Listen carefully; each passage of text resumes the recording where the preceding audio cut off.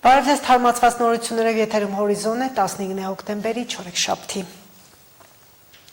Այսօր առավոտյան ձերբակալվել են Արագածոտնի թեմի 6 հոգևորական եւ թեմի առաջնորդ Մկրտիչ եպիսկոպոս Պրոշյանը։ Նշվում է նաեւ, որ Արագածոտնի թեմի առաջնորդը ամենայն հայոց կաթողիկոս Գարեգի II քրոջ որդին է։ Նրանց բնակարաններում խուզարկություններ են իրականացվել։ Ազգային անվտանգության ծառայության եւ քննչական կոմիտեի ներկայացուցիչները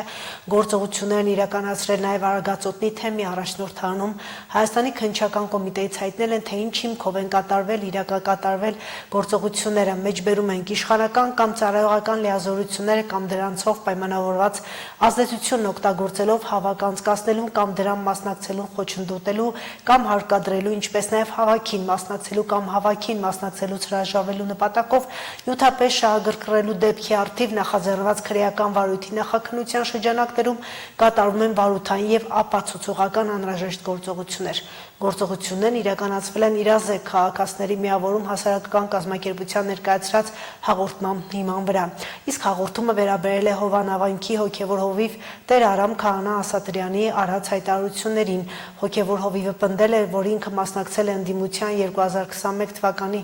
բոլոր ցույցերին, բայց ոչ իր կամքով։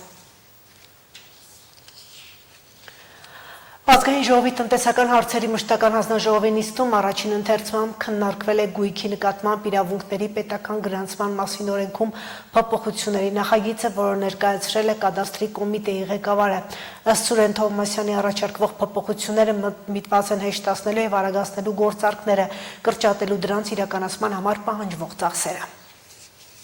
Այժմ կառավարությունը ունի հաստատված որոշակի պայմանագրի տեսակներ, որոնք հնարավորություն կա կնքել կադաստրի կոմիտեի գրասենյակներում եւ տվյալ պայմանագրերը ներկայացնել իրավունքի պետական գրանցման առանց նոտարական վավերացման։ Եվ բովանդակային առումով մենք ներ ենք դնում էլեկտրոնային համակարգ, որտեղ արկա է լինելու այդ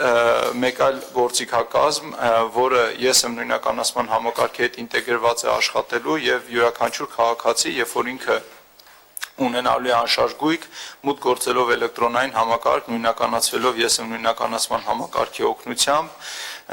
տեսնելու է, մուտք է գործելու իր անձնական գրասենյակ։ Եվ համապատասխանաբար անձնական գրասենյակում տեղադրված են լինելու այն պայմանագրերը, որոնք որ քաղաքացիները կկարողանան ինքնաշխատ եղանակով որոնք քաղաքացիները կկարողանան էլեկտրոնային թվային ստորագրությամբ ստորագրել եւ համապատասխանաբար մուտքագրելով նաեւ գնորդի վերաբերյալ տեղեկատվությունը նույն գործողությունը կկարողանա գնորդը կատարել էլեկտրոնային համակարգում, այսինքն երկրորդ process-ով գնորդը արդեն նույնականացվելով էլեկտրոնային համակարգում ես եմ խիստ նույնականացման միջոցով ինքն է արդեն ստորագրելու առուվաճառքի տվյալ պայմանագիրը, որից հետո այս պայմանագիրը էլեկտրոնային համակարգով մուտք է լինելու կադաստրի կոմիտե տեղեկատվական շտեմարան որպես դիմում եւ գրանցվելու է համապատասխանաբար ինքնաշխատ եղանակով առանց ռեգիստրի մասնակցության։ Այս թվային գործիքակազմը աշխատացնելու համար, որը բնականաբար եւ քաղաքացիների համար է ավելի հարմար եւ կադաստրի կոմիտեի գործն է հետևացնում, ճիշտ եմ հասկանում, որ ես եմ համակարգով նույնականացման համար պիտի մարդը կամ ID քարտ ունենա կամ ISIM պիտի ունենա։ Այո, ես եմ համակարգը այսօր գործում է այդ մեթոդաբանությամբ կամ ID քարտ կամ ISIM քարտ, որով ինքը կարողանում է համապատասխանաբար թվային ստորագրություն դնել։ Մենք արդեն իսկ ինտեգրել ենք, տեստավորել ենք այդ ամեն ինչը, մեր բազաները աշխատում են առանց որևէ խնդրի, ներկայությամբ էլ յուրաքանչյուր քաղաքացիների համար գործում է անձնական գրասենյակը եկադաստր.am կայքում եւ երբ որ քաղաքացիները մուտք են լինում այդ կայք, խիստ նույնականացման ռեժիմը անցնում են համապատասխան թվային ստորագրությամբ, ապա իրենք այնտեղ կարող են տեսնել այս պայդրությամբ իրենց անվան տակ գրանցված բոլոր անշարժ գույքերը։ Սա եւ հետագայում եկող ու նախկինում եղած փոփոխությունները այն մասին են, որ ID քարտը ու էլեկտրոնային ստորագրությունը ընդհանրապես միայն հայտարարագրման համար չի ու մարդը հենց իր հարմարավետության համար անհրաժեշտությունից ելնելով կյանքի գրեթե բոլոր իրադարձությունների համար այդ ստորագրության կարիքը ունենալու է, այնպես որ այն մարդիկ, ովքեր դիմել են ID քարտի համար ստացել են իրանք ոչ թե իրենք իրենց վնասել են, այլ իմ կարծիքով մի քայլ ավելի առաջ են արել։ Ռուսաստանը դարձյալ առաջարկում է Հայաստանի և Ադրբեջանի միջև խաղաղության համաձայնագիրը ստորագրել Մոսկվայում։ Այս մասին ասել է Ռուսաստանի արտաքին գործերի նախարարի տեղակալ Միխայիլ Գալուզինը, բառացի ասելով, որ այդ առաջարկը ուժի մեջ է մնում։ Նրա խոսքով իրենք պատրաստ են Երևանին և Բաքվին տրամադրել անհրաժեշտ ողջ օգնությունը մնացած տարաձայնությունները հաղթահարելու համար, այդ թվում համաձայն եռակողմ հայտարարությունների։ Մոսկվան հատուկ նշանակություն է տալիս Երևանի և Բաքվի միջև հարաբերությունների կարգավորմանը, ասել է Գալուզինը։ Իսկ այսօր Բրյուսելը հյուրընկալում է Եվրամիության և ՆԱՏՕ-ի անդամ երկրների պաշտպանության նախարարների հանդիպումը, որտեղ քննարկվել է Ուկրաինային զենք մատակարարելու հարցը։ Ավելի վաղ ՆԱՏՕ-ի գլխավոր քարտուղար Մարկ Ռյուտեն ասել էր, որ Բրյուսելում կքննարկվեն Եվրոպայում զենքի արտադրության ավելացման, առաջին հերթին անօդաչու թռչող սարքերի, զինամթերքի, հեռահրթիռների և հակաօդային պաշտպանության համակարգերի ֆինանսավորման ծրագրերը, ինչպես նաև ամերիկյան զենքի նոր պատվերները։ Միջազգային լրահոսի կարևոր շեշտադրումները տեսանյութում։ Բրյուսելյան օրակարգում նախարարական 3 հանդիպում է։ Նախ Եվրամիության և ՆԱՏՕ-ի անդամ երկրների պաշտպանության նախարարների հանդիպումը ՆԱՏՕ-ի կենտրոնակայանում, ապա Ուկրաինայի հարցով կոնտակտային խմբի հանդիպումը, ռազմական գերատեսչությունների ղեկավարների մակարդակով։ Երեկոյան մեկ այլ հանդիպում կանցկացվի Եվրամիության խորհրդի կենտրոնակայանում Եվրամիության արտաքին գործերի և անվտանգության քաղաքականության հարցերով գերագույն ներկայացուցիչ Կայա Կալասի գլխավորությամբ։ Իդեպ արդեն Մեծ Բրիտանիայի կառավարությունը հայտարարել է, որ այս տարվա առաջին 6 ամիսների ընթացքում Ուկրաինային է մատակարարել ավելի քան 85,000 ռազմական անօդաչու թռչող սարք։ Երկրի պաշտպանության նախարարը նշել է, որ Ուկրաինայի զինված ուժերին անօդաչու թռչող սարքերի մատակարարումը արագացնելու համար երկիրը ներդրել է 600 միլիոն ֆունտ ստերլինգ։ Նրա խոսքով հնարավոր էսկալացիային Ուկրաինայում եւ ողջ Եվրոպայում պետք է դիմակայել անօդաչու թռչող սարքերի արտադրության ավելացմամբ եւ ՆԱՏՕ-ի հակաօդային պաշտպանության ուժեղացմամբ։ Մոսկվայի օրակարգում էլ այսօր Սիրիայի ժամանակավոր իշխանության ղեկավար Ահմեդ Ալ-Շարայի այցն է։ Ռուսաստանի նախագահը կհանդիպի նրան։ Սա Սիրիայի ղեկավարի առաջին այցն է Մոսկվա այն բանից հետո, երբ նրա ղեկավարած ապստամբները անցյալ տարի տապալեցին Սիրիայի նախագահ Բաշար Ալ-Ասադի իշխանությունը։ Հիմա նա այցելում է մի երկիր, որը ապաստան է տվել Ասադին եւ նրա ընտանիքին։ Մոսկվան հաստատել է այդ հանդիպումը եւ նշել է, որ քննարկման թեմաներն են ռուս-սիրիական հարաբերությունների ներկա վիճակը, զարգացման հեռանկարները քաղաքական, առևտրային, տնտեսական ու մարդասիրական ոլորտներում, ինչպես նաեւ Մերձավոր Արևելքում վերջին զարգացումները։ Իդեպ ընդամենը մի քանի օր առաջ գերմանական Die Zeit թերթը գրել էր, որ Ասադը հիմա էլ Մոսկվայում է։ Էլիտար շենքում 3 բնակարան ունի, առևտրի կենտրոնով եւ երբեմն անձամբ այցելում է այնտեղ։ Մնացած ժամանակ ըստ աղբյուրի նախընտրում է մնալ տանը եւ խաղալ տեսախաղեր։ Իսրայելի հանրային հեռարձակող Կանը հաղորդել է, որ Իսրայելը որոշել է բացել Գազայի եւ Եգիպտոսի միջև գտնվող Ռաֆայի անցակետը եւ թույլատրել մարդասիրական օգնության մուտքը Գազա, այն բանից հետո, երբ վերադարձվել են 4 պատանդների մարմինները։ Ըստ հաղորդագրության Իսրայելը չեղարկել է Համասի դեմ նախատեսված միջոցառումները, որոնք ներառում էին Գազայի հատված մուտք գործող օգնության բեռնատարների թվի կիսով չափ կրճատումը։ Մարդու իրավունքների եվրոպական դատարանը Ռուսաստանին պարտավորեցրել է 253 միլիոն եվրո վճարել Վրաստանին։ Այդ գումարը Ռուսաստանը պարտավոր է վճարել 2008 թվականի պատերազմից հետո Վրաստանի եւ Աբխազիայի եւ Հարավային Օսիայի միջև արգելապատնեշների կառուցման համար։ Բանն այն է, որ Թբիլիսին եւ միջազգային հանրությունը Աբխազիան եւ Հարավային Օսիան համարում են Վրաստանի անբաժանելի մասը, որը օկուպացվել է Ռուսաստանի կողմից։ Իսկ փշալարերով այդ ցանկապատը, որը կառուցվել է վարչական սահմանի երկայնքով, Թբիլիսին համարում է օկուպացիոն գիծ։ Դատարանը համարել է, որ Ռուսաստանի կողմից մարդու իրավունքների խախտումները համակարգված բնույթ են կրել, անօրինական կալանավորումներ, ուժի կիրառում, տներ մուտք գործելու սահմանափակումներ, նաև վրացերենով կրթության արգելք։ Վրաստանի վարչապետ Իրակլի Կոբախիձեն էլ չեղարկել է ԵԱՀԿ գործող նախագահ Ֆինլանդիայի արտաքին գործերի նախարար Էլինա Վալտոնենի հետ նախատեսված հանդիպումը։ Այս մասին հայտարարել է Վրաստանի կառավարությունը։ Նշվում է, որ պատճառը Վալտոնենի մասնակցությունն էր Թբիլիսիում նախորդ օրը տեղի ունեցած հանրահավաքին, որը կառավարությունը անօրինական է համարում, եւ նրա կողմից կեղծ հայտարարությունների տարածումը, նշել է կառավարությունը։ Քրիստիան Ագուլյան, Հորիզոն։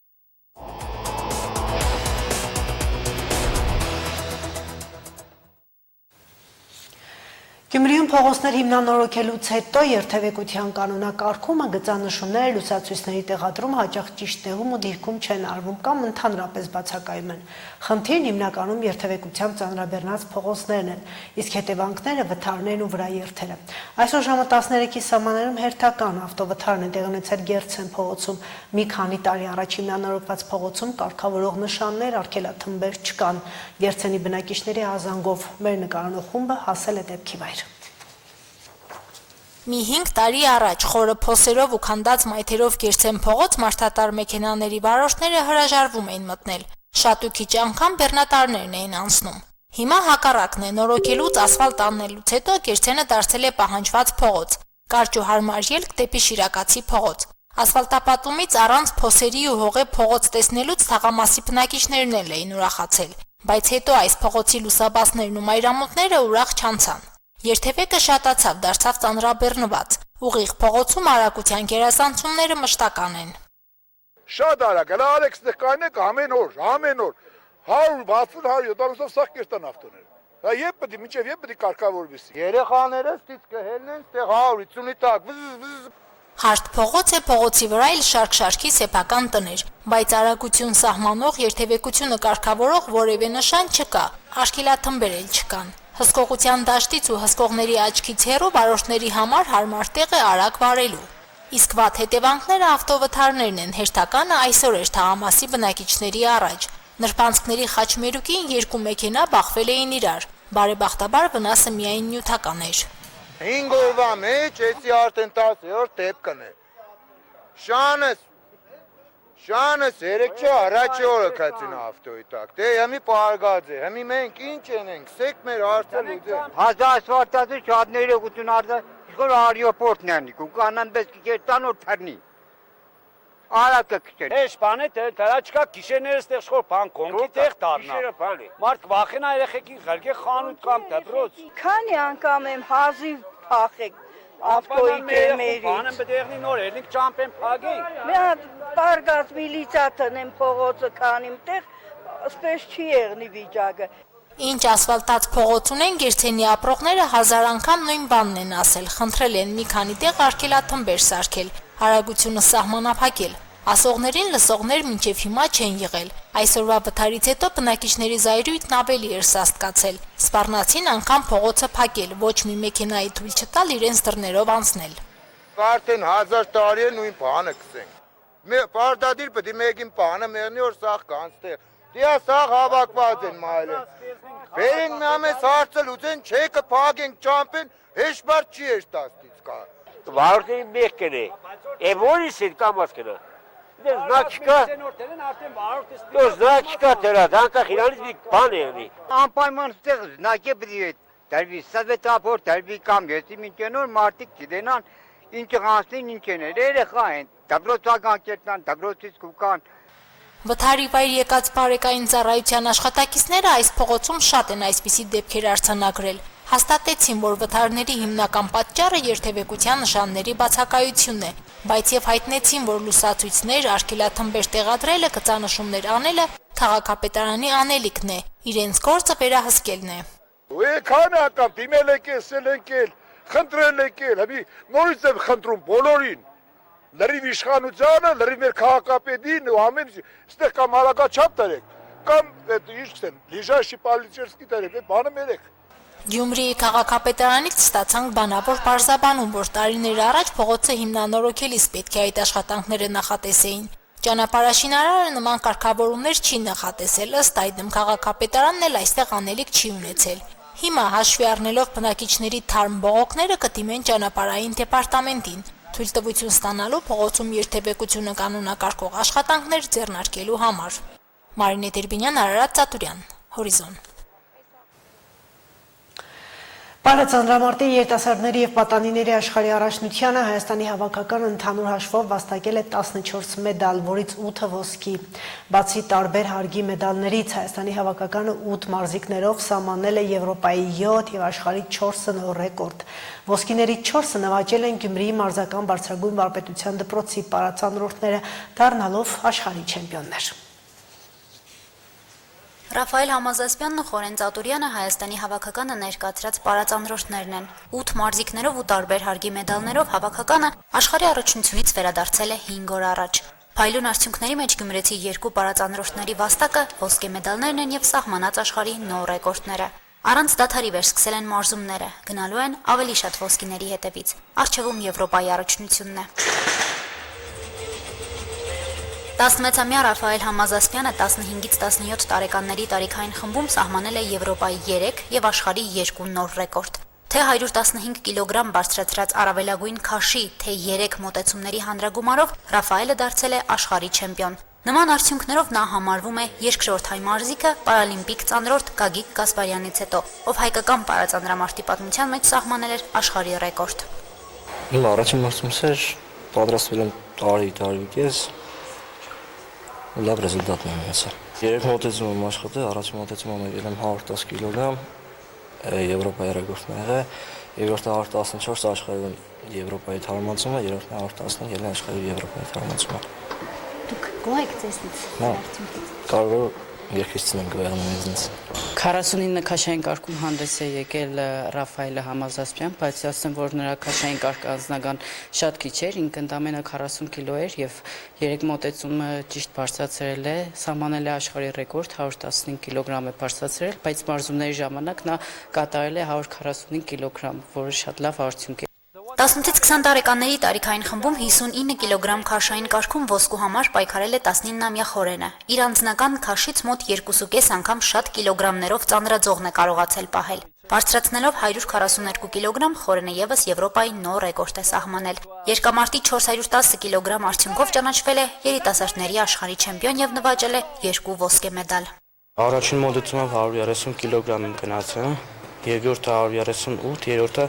142-ով Եվրոպայի ռեկորդ տրեցի երիտասարդների 59 քաշային կարգում։ Արդեն 11 տարի այդ ռեկորդը չէին կարողանում գերազանցել 2014 թվականից։ Ընդհանուր առմամբ Հայաստանի հավաքականը 8 մարզիկներով վաստակել է 8 ոսկե, 5 արծաթե եւ 1 բրոնզե մեդալներ։ Ընդհանուր հաշվարկում Հայաստանի թիմը մասնակից 71 երկրների շարքում գրավել է 3-րդ տեղը, զիջելով միայն Ուզբեկստանի եւ հյուրընկալող Եգիպտոսի հավաքականներին։ Արդյունքները այն մասին են, որ պարածանրամարտում հայ մարզիկները լուրջ մրցակիցներ են ու առաջատարներ։ Ես միշտ ասել եմ, որ մրցումներից հետո մենք մոռանում ենք, երբ ամուսնից իջնում ենք, մենք մոռանում ենք, որ դարձել ենք Եվրոպայի կամ աշխարհի չեմպիոններ, շարունակելու ենք մարզումները ավելի ծանր գրաֆիկով, որովհետև հաջորդ տարվանից արդեն Խորենը մեծ հասակների մեջ է հանդես գալու, մեզ կիլոգրամները շատ են պետք եւ մենք հեռանկարներ ունենք, որ մեր երեխաները կմասնակցեն օլիմպիական խաղերին, իսկ այնտեղ կիլոգրամները շատ բավականին շատ բարձր են։ Եթե մտնում ես սպորտի մեջ, պետք է կամքի ուժ ունենաս ու ամեն օրինակի համար պարտություն ունեցար, այդ պարտությունից չընկճվես, չկոտրվես։ Առաջիկա երազանքս է, որ մասնակցեմ ԱՄՆ-ի պարալիմպիկ խաղերին ու հուսանք կհաղթենք։ Խորեն Ծատուրյանն ու Ռաֆայել Համազասպյանը հայտ են ներկայացնելու 2026-ին ընդգրկվել սպորտային թոշակի թեկնածուների ցանկում։ Ռաֆայելը նաև առաջադրվելու է սպորտի վարպետի կոչման։ Հասմիկ Թումասյան, Արտյոմ Խաչատրյան, Հորիզոն։ Այժմ լրացուցիչ եւս սպառված է։ Հետևեք նորությունների ժամը 20-ին։